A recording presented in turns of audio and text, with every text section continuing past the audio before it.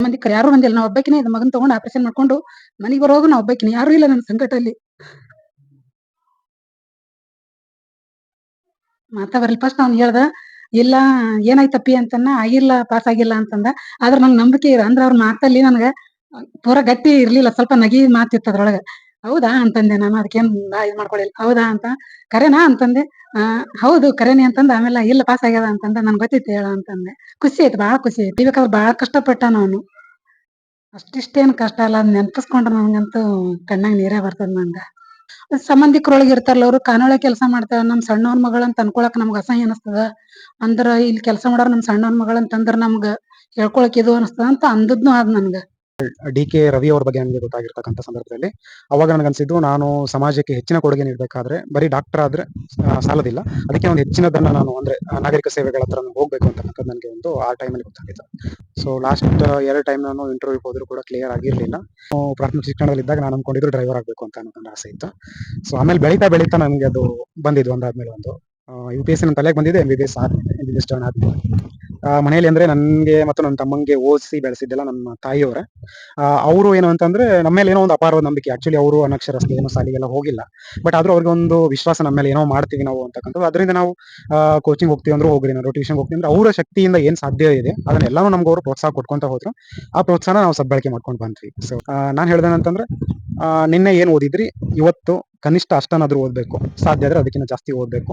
You should be better version of your self ನಿನ್ನೆಗಿಂತ. So ಅದು ಇರಬೇಕು. ಇಷ್ಟು ಬಂದ ತಕ್ಷಣ ಫಸ್ಟ್ ಕಾಲ್ ಮಾಡಿದ್ದು ನನ್ನ ತಮ್ಮಂಗೆ ಕಾಲ್ ಮಾಡಿದೆ. ನನ್ನ ತಮ್ಮಂಗೆ ಕಾಲ್ ಮಾಡಿ ಈ ತರ ಒಂದು 482 ರ್ಯಾಂಕ್ ಬಂದಂದ್ರೆ ಅವನು ಇಲ್ಲ ನಂಗೆ ನಂಬಕ್ ಆಗ್ತಿಲ್ಲ ಅಂತ ಅವನು ಕೂಡ ನಂಗೆ ಶಾಕ್ ವ್ಯಕ್ತಪಡಿಸಿದ. ಆಮೇಲೆ ನಮ್ಮ ಅಮ್ಮಂಗೆ ಫೋನ್ ಮಾಡಿ ಲಾಸ್ಟ್ 2 years ಇಂದ ನಾನು ಪಾಸ್ ಆಗಿರೋದು ಸುಮ್ಮನೆ ಒಂದವ್ರಿಗೆ ಶಾಕ್ ಕೊಟ್ಟೆ. ಈ ಸರಿ ನಂದು ಬಂದಿಲ್ಲ, ರ್ಯಾಂಕ್ ಇಲ್ಲ, ನಾನು ಆಚೆ ಇದೆ ಅಂದಾಗ ನಮ್ಮಮ್ಮ ಸಡನ್ ಆಗಿ ಧ್ವನಿ ಸಣ್ಣ ಆಯ್ತು ಅವ್ರದ್ದು. "ಹೌದಾ, ಆಗಿಲ್ಲ, ಇರ್ಲಿ ಬಿಡು, ತೊಂದರೆ ಇಲ್ಲ" ಅಂದ್ರೆ. ಸಡನ್ ಇಲ್ಲ ನಂದು ಆಗೈತಿ, ಮೋಸ್ಟ್ಲಿ IPS ಸಿಗ್ಬೋದು ಅಂತ ಅಂದಾಗ ಅವರು ಬಹಳ ಖುಷಿ ಪಟ್ಟರು. But most of the people, ನಾನು ಬೆಂಗಳೂರಲ್ಲಿ ಒಂದು 6 ತಿಂಗಳಿದ್ದಾಗ ನಾನು ಗಮನಿಸಿದ್ದು, ಸೀರಿಯಸ್ ಇರಲ್ಲ. ಸುಮ್ಮನೆ ತಂದೆ ತಾಯಿದು 1 ವರ್ಷ 2 ವರ್ಷ ದುಡ್ಡು ವೇಸ್ಟ್ ಮಾಡ್ಕೊಂಡು ತಿರ್ಗಾಡ್ತಿರ್ತಾರೆ. ಅದನ್ನ ನೀವು ಬೇರೆ ಯಾವುದೋ ಕೆಲಸಕ್ಕೆ ರೈಟ್ ಯೂಸ್ ಮಾಡ್ಕೊಂಡಿದ್ರೆ ದೇಶಕ್ಕೂ ಒಳ್ಳೇದು, ನಿಮ್ಗೂ ಒಳ್ಳೇದಾಗ್ತಿತ್ತು, ನಿಮ್ ಜೀವನದಲ್ಲೂ ಎಷ್ಟೋ ಇದಾಗ್ತಿತ್ತು. ನೀವು ನಿಜವಾಗ್ಲೂ UPSC ಬರೋರಿದ್ರೆ, ಇಫ್ ಯು ಆರ್ ಸೀರಿಯಸ್, ನೀವು ಎಷ್ಟು ಸೀರಿಯಸ್ ಆಗಿದ್ದೀರಾ ಅನ್ನೋದು ನಿಮ್ಗೆ ಮಾತ್ರ ಗೊತ್ತಿರುತ್ತೆ, ನಿಮ್ಮ ಆತ್ಮಸಾಕ್ಷಿ ಗೊತ್ತಿರುತ್ತೆ. ಅಂತದ್ರಲ್ಲಿ ನಿಜವಾಗ್ಲೂ ಸೀರಿಯಸ್ ಆಗಿದ್ದೀರಾ ಅನ್ನೋದಾದ್ರೆ ದಯವಿಟ್ಟು ಬನ್ನಿ. ಶಿಸ್ತು ಮತ್ತು ಸಂಯಮ, ನಾನು ಯಾವಾಗ್ಲೂ ಹೇಳಿದೆ, ನಿಮಗೆ ಶಿಸ್ತು ಇರಬೇಕು, ಸಂಯಮ ಅಂತ ತಾಳ್ವೆ ಅನ್ನೋದೊಂದು ಇರಬೇಕು. ಅದಿದ್ರೆ ಇಂದಲ್ಲ ನಾಳೆ ನಿಮ್ದು ಪ್ರಯತ್ನ. ಆತ್ಮೀಯ ವೀಕ್ಷಕರೇ ನಮಸ್ಕಾರ, ನಾನು ಸಂಗಮೇಶ್ ಡಿಗಿ. ನಾನಿವತ್ತು ನಿಮ್ಮ ಜೊತೆ ಒಬ್ಬ ವಿಶೇಷ ಸಾಧಕ ವ್ಯಕ್ತಿಯೊಂದಿಗೆ ನಾನು ನಿಮ್ಮ ಮುಂದೆ ಇದ್ದೀನಿ.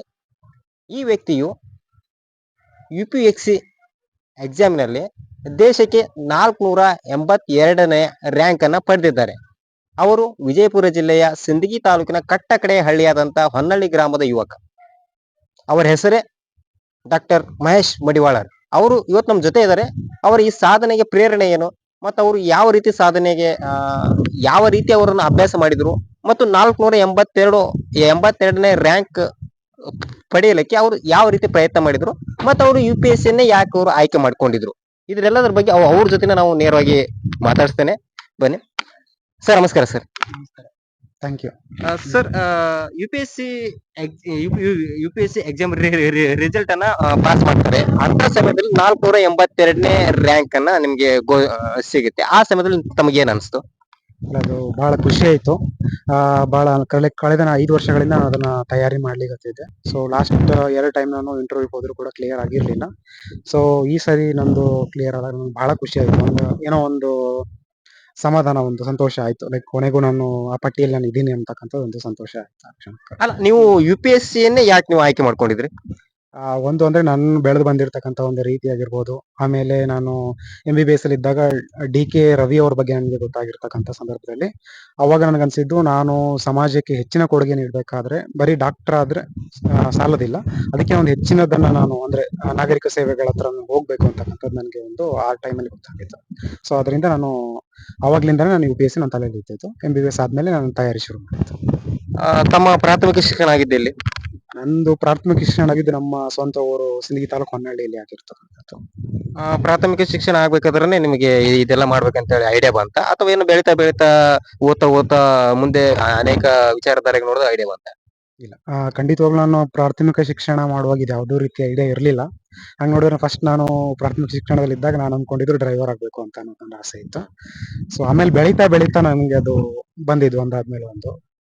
UPSC ನನ್ನ ತಲೆಗೆ ಬಂದಿದೆ MBBS ಆದ್ಮೇಲೆ, MBBS ಜಾಯ್ನ್ ಆದ್ಮೇಲೆ. ಅಂದ್ರೆ ತಾವು MBBS ಎಲ್ಲಿ ಮುಗಿಸಿದ್ದು? ಹಾಸನ ವೈದ್ಯಕೀಯ ವಿಜ್ಞಾನಗಳ ಸಂಸ್ಥೆ ಹಾಸನ, ಅಲ್ಲಿ ಮುಗಿಸಿದ್ದು. ಅಂದ್ರೆ ತಮ್ಮ MBBS ಮಾಡ್ಬೇಕು ಅಂತ ಅನ್ನೋದಕ್ಕೂ ಪ್ರೇರಣೆ ಯಾರು? MBBS ಅಂದ್ರೆ ನನ್ನ ತಲೆಯಲ್ಲಿ ಇದ್ದಿದ್ದು ಎಂಜಿನಿಯರಿಂಗ್ ಮಾಡ್ಬೇಕಂತ ಇದ್ದಿದ್ದು. ನಂಗೆ MBBS ಇಷ್ಟ ಇತ್ತು. ಯಾವಾಗಂದ್ರೆ ನಂದು ಹೈಸ್ಕೂಲ್ ಆಗಿದ್ದು ಮೊರಾರ್ಜಿ ದೇಸಾಯಿ ವಸತಿ ಶಾಲೆ ಹೊರತಿಯಲ್ಲಿ. ಆ ಟೈಮಲ್ಲಿ ನನಗೆ MBBS ಬಗ್ಗೆ ನನಗೆ ಆಸಕ್ತಿ ಇತ್ತು. ನಮ್ಮ ಸೈನ್ಸ್ ಮೇಡಮ್ ಅವರು ನಮ್ಗೆ ಪ್ರೋತ್ಸಾಹ ಕೊಡ್ತಾ ಇದ್ರು. ಬಟ್ ಅವಾಗ ನನಗೆ ಏನಿಸ್ತಿತ್ತು ಅಂದ್ರೆ MBBS ತುಂಬಾ ಕಾಸ್ಟ್ಲಿ ಐತಿ, ನಂಗೆ ಮಾಡಕ್ಕಾಗಲ್ಲ, ಭಾಳ ದುಡ್ಡು ಹಾಕ್ಬೇಕಾಗತ್ತೆ, ನಾನು ಬಡವ, ನಂಗೆ ಸಾಧ್ಯ ಇಲ್ಲ ಅಂತಕ್ಕಂಥದ್ದು ನನ್ನ ಮೈಂಡಲ್ಲಿ ಇತ್ತು. ಬಟ್ ನಾನು ಎಂಜಿನಿಯರಿಂಗ್ ಜಾಯ್ನ್ ಆಗಿ 1 ತಿಂಗಳು ಜಾಯ್ನ್ ಆದಾಗ ಅಲ್ಲಿ ನನಗೆ ಸೀನಿಯರ್ಸ್ಗಳು, ನಿಂಗೆ ಈಸಿಯಾಗಿ MBBS ಸಿಗುತ್ತಾ, ನಾವು MBBS ಸಿಗಲ್ಲ ಅಂತ ಇಂಜಿನಿಯರಿಂಗ್ ಬಂದಿದ್ದೀವಿ, ನಿಂಗೆ ಸಿಗುತ್ತಲ್ಲ, ಯಾಕೆ ಟ್ರೈ ಮಾಡ್ಬೋದು, ನೀನು ಹೋಗು ಅಂತ ಅವ್ರು ನನಗೆ ಹುರಿದುಂಬಿಸಿದ್ರು. ಸೊ ಕೊನೆ ರೌಂಡ್ ಇದರಲ್ಲಿ ಕೌನ್ಸಿಲಿಂಗ್ ನಡಿಬೇಕಾದ್ರೆ ನಾನು MBBSಗೆ ಅಪ್ಲೈ ಮಾಡಿದೆ. ಸೊ ನಂಗೆ ಸಿಕ್ತು ಹಾಸನಕ್ಕೆ, ನಾನು ಹಾಸನಕ್ಕೆ ಹೋಗಿದ್ದು. ತಮ್ಮ SSLCಯ ಅಂಕಗಳು ಎಷ್ಟು? ನನಗೆ 90.72% ಬಂದಿದೆ. PUCಗೆ? PUC ನನಗೆ 88% ಬಂದಿತ್ತು. ಅಂದ್ರೆ ಅಲ್ಲಿಂದನೇ ತಾವು ರ್ಯಾಂಕ್ ಸ್ಟೂಡೆಂಟ್. ಹೌದು. ಮನೆಯಲ್ಲಿ ಯಾವ ರೀತಿ ಸಪೋರ್ಟ್ ಇತ್ತು ಸರ್? ಮನೇಲಿ ಅಂದ್ರೆ ನನ್ಗೆ ಮತ್ತು ನನ್ನ ತಮ್ಮಂಗೆ ಓದಿಸಿ ಬೆಳೆಸಿದ್ದೆಲ್ಲ ನಮ್ಮ ತಾಯಿಯವರೇ. ಅವರು ಏನು ಅಂತಂದ್ರೆ ನಮ್ಮ ಮೇಲೆ ಏನೋ ಒಂದು ಅಪಾರವಾದ ನಂಬಿಕೆ. ಆಕ್ಚುಲಿ ಅವರು ಅನಕ್ಷರಸ್ಥ, ಏನೋ ಶಾಲೆಗೆಲ್ಲ ಹೋಗಿಲ್ಲ.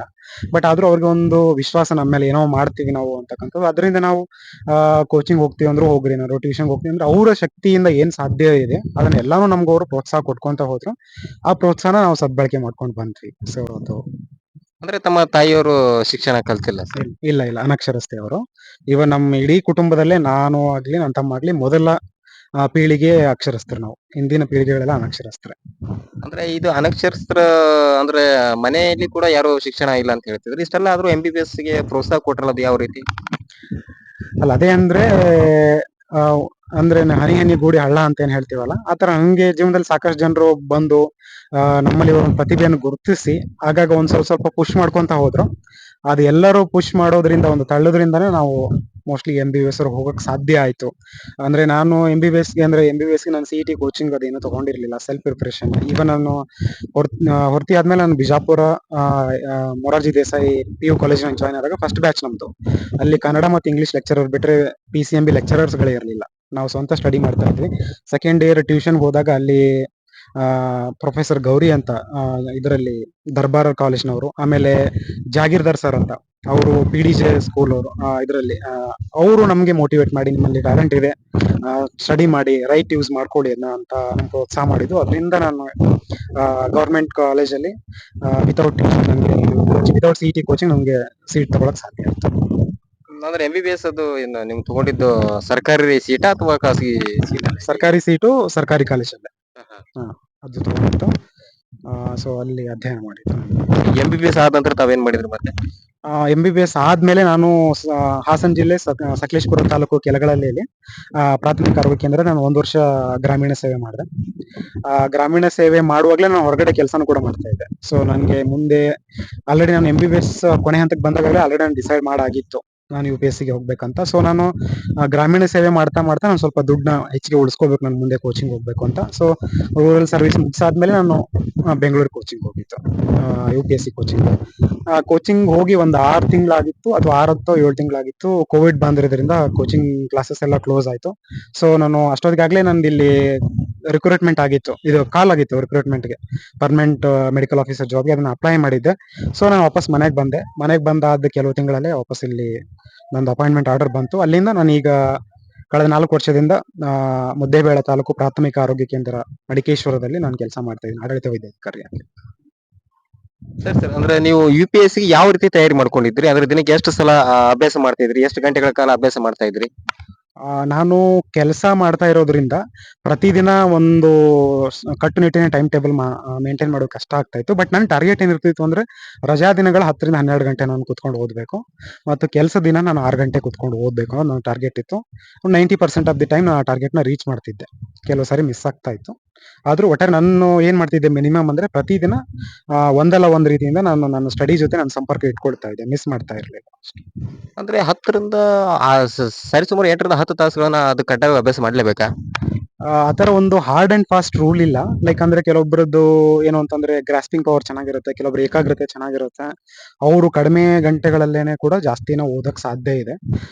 ನಾನ್ ಹೇಳ್ದೇನಂತಂದ್ರೆ ನಿನ್ನೆ ಏನ್ ಓದಿದ್ರಿ, ಇವತ್ತು ಕನಿಷ್ಠ ಅಷ್ಟನ್ನಾದ್ರೂ ಓದ್ಬೇಕು, ಸಾಧ್ಯ ಆದ್ರೆ ಅದಕ್ಕಿಂತ ಜಾಸ್ತಿ ಓದ್ಬೇಕು. You should be better version of your self ನಿನ್ನೆಗಿಂತ. ಸೊ ಅದು ಇರಬೇಕು. ಇಷ್ಟು ಗಂಟೆ ಅಂತ ಹಾರ್ಡ್ ಅಂಡ್ ಫಾಸ್ಟ್ ರೂಲ್ ಇಲ್ಲ ಅದರಲ್ಲಿ. ಸರ್ ಈಗ ದೇಶಕ್ಕೆ 482ನೇ ರ್ಯಾಂಕ್ ಬಂದ್ರಿ, ಅದು ರಿಸಲ್ಟ್ ಗೊತ್ತಾಯ್ತು. ಆ ಗೊತ್ತಾದ ಕ್ಷಣ ತಮ್ಗೆ ಏನ್ ಅನಿಸ್ತು ಸರ್? ನಂಗೆ ಗೊತ್ತಾದ ಕ್ಷಣ ಆಗಿದ್ದೇನು ಅಂದ್ರೆ, ನಾನು ಈ ವರ್ಷ ನಾನು ಎಕ್ಸ್ಪೆಕ್ಟ್ ಮಾಡಿದ್ದು ಅಂದ್ರೆ, ನಾನು ಕಳೆದ 2 ಸಾರಿ ಇಂಟರ್ವ್ಯೂ ಹೋದಾಗ ನಂದು ಏನ್ ತಪ್ಪುಗಳು ಇದ್ದು ನನ್ನದನ್ನ ತಿದ್ದುಕೊಂಡು ಈ ಸಾರಿ ನಾನು ಏನ್ ಕೊಟ್ಟಿದ್ದೆ ಅಂದ್ರೆ, ನಂದು ಒಂದು ಪರಿಪೂರ್ಣ ಪ್ರಯತ್ನ ಇದಾಗಿತ್ತು. ನನ್ನ ನಿರೀಕ್ಷೆ ಇದ್ದಿದ್ದು 150 ರ್ಯಾಂಕ್ ಒಳಗಡೆ ಬರಬೇಕು ನಂದು ಅಂತ ಒಂದು ನಿರೀಕ್ಷೆ ಇತ್ತು. ಸೊ ಆ ಕ್ಷಣಕ್ಕೆ ನಂದು PDF ನ ನಾನು ರನ್ ಮಾಡ್ಕೊಂಡು ಹೋಗ್ತಾ ಇದ್ದೆ ಪೇಜ್ ಟು ಪೇಜ್. 150 ರ್ಯಾಂಕ್ ಒಳಗಡೆ ನನ್ನ ಹೆಸರು ಇಲ್ದಿದ್ದಾಗ ಬೇಜಾರಾಯ್ತು.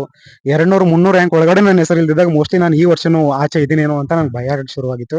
ಆಮೇಲೆ 482ನೇ ರ್ಯಾಂಕ್ ನನ್ನ ಹೆಸರು ಬಂದಾಗ ಒಂದ್ ರೀತಿ ಸಮಾಧಾನ ಆಯ್ತು ನನಗೆ. ಅಟ್ಲೀಸ್ಟ್ ನಾನು ಬಂದಿದ್ದೀನಿ, ಏನೋ IAS ಸಿಕ್ಕಿಲ್ಲ ಅಂದ್ರೆ IPS ಆದ್ರೂ ಸಿಗುತ್ತೆ, ಐ ಆಮ್ ಸಮ್ವೇರ್, ನನ್ಗೆ ಏನೋ ಒಂದು ಸಿಕ್ಕಿದೆ ಅನ್ನೋ ಒಂದು ಸಮಾಧಾನ, ಒಂದು ಸಂತೃಪ್ತಿ, ಆ ಕ್ಷಣಕ್ಕೆ ಸಮಾಧಾನ, ಒಂದು ನಿರಾಳತೆ ಆಯ್ತು ನನಗೆ ಆ ಕ್ಷಣಕ್ಕೆ. ಮನೆಯಲ್ಲಿ ಹೇಗಿತ್ತು ಸರ್ ಪ್ರತಿಕ್ರಿಯೆ? ನಂದು ರಿಸಲ್ಟ್ ಬಂದ ತಕ್ಷಣ ನಾನು ಫಸ್ಟ್ ಕಾಲ್ ಮಾಡಿದ್ದು ನನ್ನ ತಮ್ಮಂಗೆ ಕಾಲ್ ಮಾಡಿದೆ. ನನ್ನ ತಮ್ಮಂಗೆ ಕಾಲ್ ಮಾಡಿ ಈ ತರ ಒಂದು 482 ರ್ಯಾಂಕ್ ಬಂದಂದ್ರೆ, ಅವನು ಇಲ್ಲ ನಂಗೆ ನಂಬಕ್ ಆಗ್ತಿಲ್ಲ ಅಂತ ಅವನು ಕೂಡ ನಂಗೆ ಶಾಕ್ ವ್ಯಕ್ತಪಡಿಸಿದ. ಆಮೇಲೆ ನಮ್ಮ ಅಮ್ಮಂಗೆ ಫೋನ್ ಮಾಡಿ ಲಾಸ್ಟ್ 2 years ಇಂದ ನಾನು ಪಾಸ್ ಆಗದಿರೋದು ಸುಮ್ಮನೆ ಒಂದು ಅವ್ರಿಗೆ ಶಾಕ್ ಕೊಟ್ಟೆ. ಈ ಸರಿ ನಂದು ಬಂದಿಲ್ಲ, ರ್ಯಾಂಕ್ ಇಲ್ಲ, ನಾನು ಆಚೆ ಇದೆ ಅಂದಾಗ ನಮ್ಮಮ್ಮ ಸಡನ್ ಆಗಿ ಧ್ವನಿ ಸಣ್ಣ ಆಯ್ತು ಅವ್ರದ್ದು. ಹೌದಾ, ಆಗಿಲ್ಲ, ಇರ್ಲಿ ಬಿಡು, ತೊಂದರೆ ಇಲ್ಲ ಅಂದ್ರೆ. ಸಡನ್ ಇಲ್ಲ, ನಂದು ಆಗೈತಿ, ಮೋಸ್ಟ್ಲಿ IPS ಸಿಗ್ಬೋದು ಅಂತ ಅಂದಾಗ ಅವರು ಬಹಳ ಖುಷಿ ಪಟ್ರು. ಸೊ ಒಂಥರ ಎಲ್ಲರಿಗೂ ಸಂತೋಷ ಆಯ್ತು. ನನ್ನ ಸ್ನೇಹಿತರಿಗೆ, ಎಸ್ಪೆಷಲಿ ನನ್ನ ಸಿಬ್ಬಂದಿಗಳಿಗೆ, ನನ್ನ ಮೇಲಾಧಿಕಾರಿಗಳಿಗೆ ತುಂಬಾ ಖುಷಿ ಆಯ್ತು. ಮುಂದೆ ಯಾರು ಸರ್ UPSC ಎಕ್ಸಾಮ್ಗೆ ಪ್ರಿಪೇರ್ಸ್ ಆಗ್ತಿರ್ತಾರಲ್ಲ, ಅಂತ ಅಭ್ಯರ್ಥಿಗಳಿಗೆ ತಾವು ಏನ್ ಸಲಹೆ ಕೊಡ್ತೀರಿ? ನಾನು ಹೇಳೋದು ಏನಂತಂದ್ರೆ, ಈಗ ಹಿಂಗಾಗ್ಬಿಟ್ಟಿದೆ ಅಂತಂದ್ರೆ, ಮೋಸ್ಟ್ ಆಫ್ ದಿ ಪೀಪಲ್ ಈಗ ಒಂದು 60% ಅನ್ಬೋದು, 50ರಿಂದ 60% ಪೀಪಲ್ ಡಿಗ್ರಿ ಬಂದ ಆದ ತಕ್ಷಣ ಎಲ್ಲರೂ ಕಾಂಪಿಟೇಟಿವ್ ಎಕ್ಸಾಮ್ ಹೋಗ್ತಾ ಇದಾರೆ. ಏನ್ ಮಾಡ್ತಿದೆ ಅಂತ ಯಾರಿಗೂ ಹೋಗ್ತಿದ್ರು, ನಾನು UPSC ಪ್ರಿಪೇರ್ ಆಗ್ತಿದ್ದೀನಿ ಅಂತಿದ್ದಾರೆ. But most of the people, ನಾನು ಬೆಂಗಳೂರಲ್ಲಿ ಒಂದು 6 ತಿಂಗಳಿದ್ದಾಗ ನಾನು ಗಮನಿಸಿದ್ದು, ಸೀರಿಯಸ್ ಇರಲ್ಲ, ಸುಮ್ಮನೆ ತಂದೆ ತಾಯಿದು 1 ವರ್ಷದ 2 ವರ್ಷ ದುಡ್ಡು ವೇಸ್ಟ್ ಮಾಡ್ಕೊಂಡು ತಿರ್ಗಾಡ್ತಿರ್ತಾರೆ. ಅದನ್ನ ನೀವು ಬೇರೆ ಯಾವ್ದೋ ಕೆಲಸಕ್ಕೆ ರೈಟ್ ಯೂಸ್ ಮಾಡ್ಕೊಂಡಿದ್ರೆ ದೇಶಕ್ಕೂ ಒಳ್ಳೇದು, ನಿಮ್ಗೂ ಒಳ್ಳೇದಾಗ್ತಿತ್ತು, ನಿಮ್ ಜೀವನದಲ್ಲೂ ಎಷ್ಟೋ ಇದಾಗ್ತಿತ್ತು. ನೀವು ನಿಜವಾಗ್ಲೂ UPSC ಬರೋರಿದ್ರೆ, ಇಫ್ ಯು ಆರ್ ಸೀರಿಯಸ್, ನೀವ್ ಎಷ್ಟು ಸೀರಿಯಸ್ ಆಗಿದ್ದೀರ ಅನ್ನೋದು ನಿಮ್ಗೆ ಮಾತ್ರ ಗೊತ್ತಿರುತ್ತೆ, ನಿಮ್ಮ ಆತ್ಮಸಾಕ್ಷಿ ಗೊತ್ತಿರ್ತಕ್ಕಂಥದ್ದು. ಅಂಥದ್ರಲ್ಲಿ ನೀವು ನಿಜವಾಗ್ಲೂ ಸೀರಿಯಸ್ ಆಗಿದ್ದೀರಾ ಅನ್ನೋದಾದ್ರೆ ದಯವಿಟ್ಟು ಬನ್ನಿ.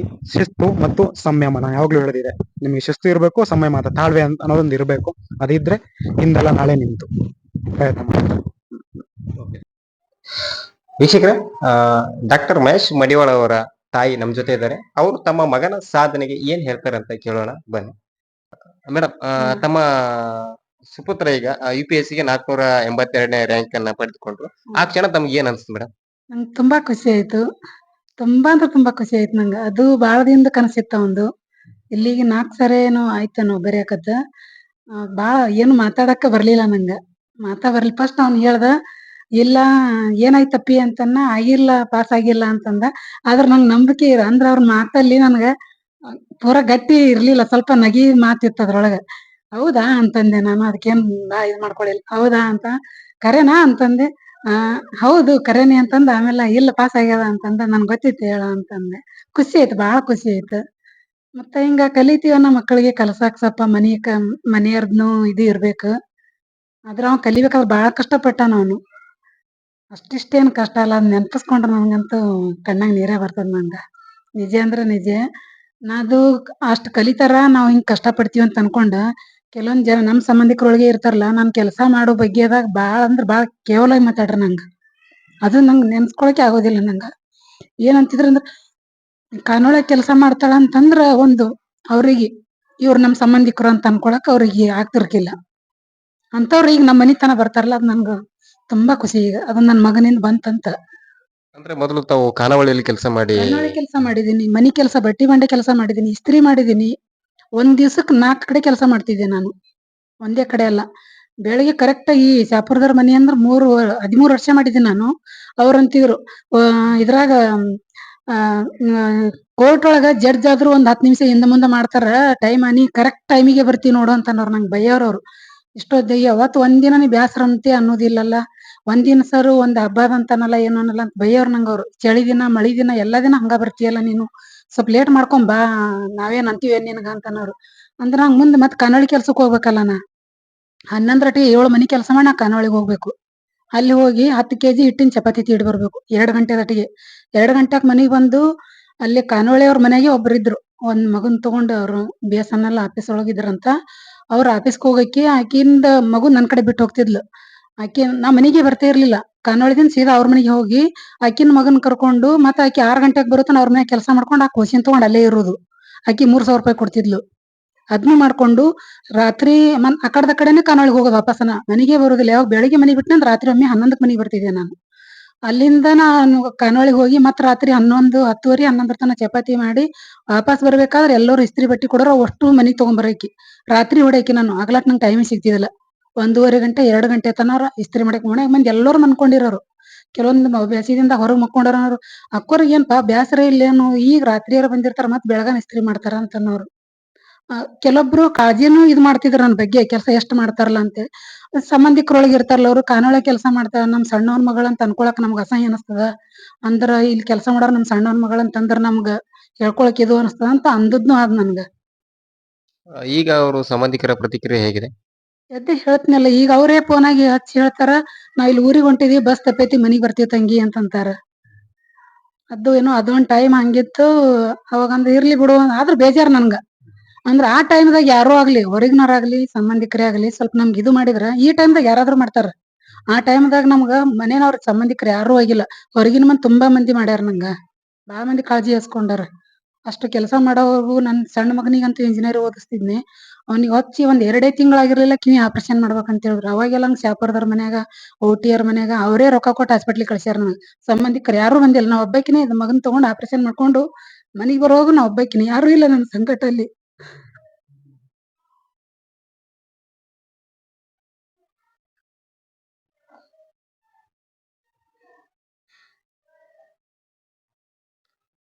ಬಹುಶಃ ಡಾಕ್ಟರ್ ಮಹೇಶ್ ಮಡಿವಾಳ ಅವರು ಒಂದು ಮಾತು ಹೇಳಿದ್ರು. ಅವ್ರ ಜೊತೆ ಮಾತಾಡ್ಬೇಕಾದ್ರೆ, ಸಾಧನೆ ಮಾಡ್ಬೇಕಾದ್ರೆ ಶಿಸ್ತು ಅನ್ನೋದೊಂದು ಇರ್ಬೇಕು, ಮತ್ತೆ ಸಂಯಮ ಅನ್ನೋದೊಂದು ಇರ್ಬೇಕು, ಅಂದ್ರೆ ತಾಳ್ಮೆ. ಬಹುಶಃ ಅವರಿಗೆ ತಾಳ್ಮೆ ಅನ್ನೋದು ಅವ್ರ ತಾಯಿಯ ಕಡೆಯಿಂದನೇ ಬಂದಿದೆ ಅಂತೇಳಿ ಹೇಳ್ಬಹುದು. ಮೇಡಮ್ ಹೇಳಿ, ಈಗ ಒಟ್ಟಾರೆಯಾಗಿ ಇಷ್ಟೆಲ್ಲ ಕಷ್ಟ ದಾಟಿ ಈಗ ಸುಖ ಕೊಟ್ಟ ಅಂತ ಹೇಳ್ತಾರೆ. ಅಂದ್ರೆ ಗಾದೆ ಮಾತಿದೆ, ದೇವ್ರು ಮೊದಲು ಕಷ್ಟ ಕೊಡ್ತಾನೆ ಆಮೇಲೆ ಸುಖ ಕೊಡ್ತಾನೆ ಅಂತ ಹೇಳ್ತಾರೆ. ಅದು ನಿಜ. ಅದು ನಿಜ. ಅದು ಆದ್ರ ನಾ ಅವ್ರಿಗೇನ್ ಆವಾಗ ನಂಗೆ ಇದು ಮಾಡಿಲ್ಲ, ಈಗ ಇದು ಮಾಡ್ತಾರತ್ ನಾ ಅದು ಏನು ಇದನ್ನು ಮಾಡಕ್ ಹೋಗಂಗಿಲ್ಲ. ಆದ್ರೆ ಯಾರು ಹಂಗ್ ಮಾಡ್ಬೇಡ್ರಿ ಅಂತ ಹೇಳ್ತೀನಿ ನಾ. ಯಾವ್ದು ಕಷ್ಟ ಆಯ್ತ ನಿಮ್ ಕೈಲಿ ಏನು ಮಾಡ್ಬೇಡ್ರಿ, ಆದ್ರ ಅವ್ರಿಗೆ ಹೀಯಾಳಿಸಿ ಮಾತಾಡ್ಬೇಡ್ರಿ. ನಿಮ್ ಮಾಡಬೇಡ, ಮಾಡೋದಾಗಲ್ಲ, ಬೇಡ ಮಾಡ್ಬೇಡ. ಇವ್ರ ನಮ್ ಸಂಬಂಧಿಕರು ಅಲ್ಲಿ ಕೆಲಸ ಮಾಡ್ತಾರ, ಇನ್ನು ಎಷ್ಟ್ ತವಲಿ ಕೆಲಸ ಮಾಡ್ತೀರಿ ನೀವು, ಹಿಂಗ ಅಂದಾಗ ಮನ್ಸಿಗೆ ಬಾಳ ಬೇಜಾರಾಗ್ಬಿಡ್ತದ. ಹೊರಗಿನವ್ರ ಅಂದ್ರ ಬೇಜಾರಾಗಲ್ಲ, ಅದ್ರ ಸಂಬಂಧಿಕರಾಗಿ ಅಂದ್ರ ಬಾಳ ಬೇಜಾರಾಗ್ತದ. ಈಗ ಸಂಬಂಧಿಕರಿಗೆಲ್ಲ ಎಲ್ಲರಿಗೂ ಒಂದ್ ರೀತಿ ಉತ್ತರ ಸಿಕ್ಕಿದೆ ಈಗ.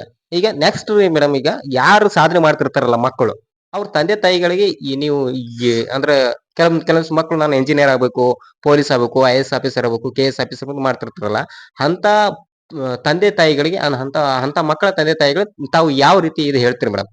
ಸಲಹೆ ಏನ್ ಕೊಡ್ತೀರಿ? ಅವ್ರಿಗೆ ಮಕ್ಕಳಿಗೆ ಚಲೋತ್ನಾಗ ಇದ್ ಮಾಡಿ ನಮ್ ಕೈಲಿ ಎಷ್ಟ್ ಆಗ್ತದ ಅಷ್ಟು ಕೈ ಶಕ್ತಿ ಮೀರಿನೂ ಮಾಡೋಣ, ಮಾಡ್ಬೇಕು ಮಕ್ಕಳಿಗೆ. ಅಂದ್ರ ಮಕ್ಳಿಗೆ ಒಂದ್ ಏನೋ ಮಾಡಿ ಅವ್ರಿಗೆ ಇದುವಾಗಿ ನಾವ್ ಬೇಡ ಬಿಡು ಏನೋ ಅನ್ಸಿದ್ರ, ಇಲ್ಲ ಮನಿ ಕಡೆ ಒಂದ್ ಹಿಂಗೈತಿ ಬೇಡ ಅಂತ ಅನ್ಸಿದ್ರು, ಅವ್ರಿಗೆ ನಮ್ಗೆ ಇಂತ ಯಾರು ಇರ್ಲಿಲ್ಲ, ನಂಗಂತ ಹೇಳೋರ ಇರ್ಲಿಲ್ಲ. ಅಂದ್ರ ಮಾಡಿ ಒಂದ್ ಮೇಲ ಮಾಡ್ಬೋದು. ಮಕ್ಕಳಿಗೆ ಹೇಳ್ಬೇಕು, ಕಲಿಸ್ಬೇಕು. ಮಕ್ಕಳದಿಂದಾದ್ರೂ ನಮ್ದೆಲ್ಲಾ ಮಕ್ಕಳು ಚಲೋ ಇರ್ತಾರ ಮುಂದ. ನಾವು ಕಷ್ಟ ಪಡ್ತೀವಲ್ಲ, ನಾವು ಚಲೋ ಇರ್ತೀವಿ, ಮಕ್ಕಳು ಚಲೋ ಇರ್ತಾರ. ನಮ್ಗೆ ಯಾರು ಬ್ಯಾಡ ಅಂದಿರ್ತಾರ ಸಂಬಂಧಿಕರು ಎಲ್ರು ನಮ್ಮವ್ರಾಗಿ ಬರ್ತಾರ. ಇದನ್ನ ಹೇಳಕ್ ಅಷ್ಟ್ ನಾನು ಇದ್ ಮಾಡ್ತೇನೆ. ಓಕೆ ವೀಕ್ಷಕರೇ, ಇದಿಷ್ಟು ಡಾಕ್ಟರ್ ಮಹೇಶ್ ಮಡಿವಾಳ ಅವರ ತಾಯಿಯ ಅಭಿಪ್ರಾಯ. ಮತ್ತೆ ಮುಂದಿನ ಸಂಚಿಕೆಯಲ್ಲಿ ಒಂದು ವಿಶೇಷ ಕಾರ್ಯಕ್ರಮದೊಂದಿಗೆ ಬರ್ತೇನೆ. ನಮಸ್ಕಾರ. ಅವರ ತಾಯಿಯ ಅಭಿಪ್ರಾಯ. ಮತ್ತೆ ಮುಂದಿನ ಸಂಚಿಕೆಯಲ್ಲಿ ಒಂದು ವಿಶೇಷ ಕಾರ್ಯಕ್ರಮದೊಂದಿಗೆ ಬರ್ತೇನೆ. ನಮಸ್ಕಾರ.